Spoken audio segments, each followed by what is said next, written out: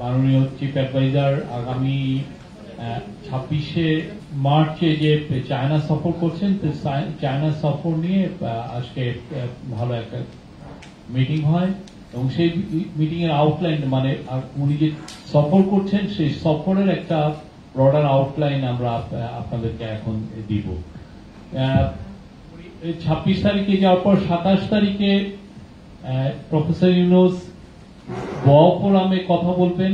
সেখানে মূল ইস্যু হচ্ছে যে মানে এশিয়া এবং দ্য ওয়ার্ল্ড, এই যে changing role of Asia in the world, সেটা নিয়ে উনি একটা স্পিচ দিবেন। এবং আপনি জানেন ওয়াও ফোরামকে বলা হয়েছে ড্যাভোস অফ দ্য ইস্ট। ইস্টের মানে ড্যাভোসে যেরকম পুরো বিশ্বের মানে গ্লোবাল যারা বড় বড় লিডাররা যেরকম আসেন, বিজনেস লিডাররাও আসেন, আর ওয়াওতে যেটা হয় যে পুরো এশিয়ার অনেক টপ লিডাররা থাকেন, বাইরের দেশের অনেক টপ লিডার আসেন এবং যেটা থাকে যে প্রচুর বড় সিইও থাকেন, বড় বড় কোম্পানির সিইও, চাইনিজ যারা সিইও যারা এখন গ্লোবালি খুবই ইনফ্লুয়েন্সিয়াল তারা থাকেন।